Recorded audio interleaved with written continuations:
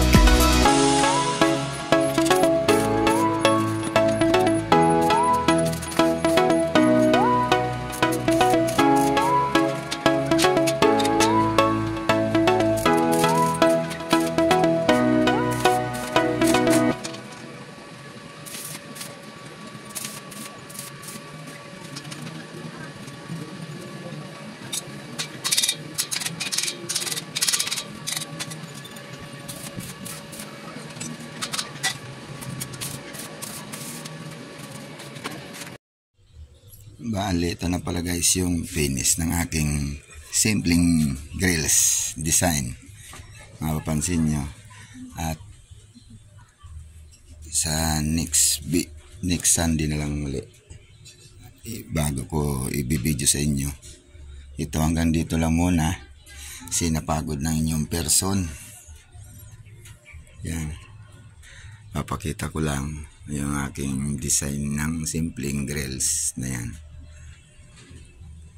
Bali, ito lalagyan pa natin ng design yan dito sa mga ito na flat bar. Sa next Sunday naman, pagod na. Ito hanggang dito lang muna ang ating video at papakita ko at least nabuo na. At sa sunod, yung finish talaga niyan, pati pagkakabit, papakita ko naman sa inyo. Yan guys, comment lang kung okay ba ang ating design, simpleng design ng ating grills. Ayan, 1x1 tubular. Bali ito, lalagyan natin ang design niya ng flat bar. Pero sa next Sunday na, kasi pahinga muna ang inyong person. Sige guys, maraming salamat sa inyong panonood. Sa muli.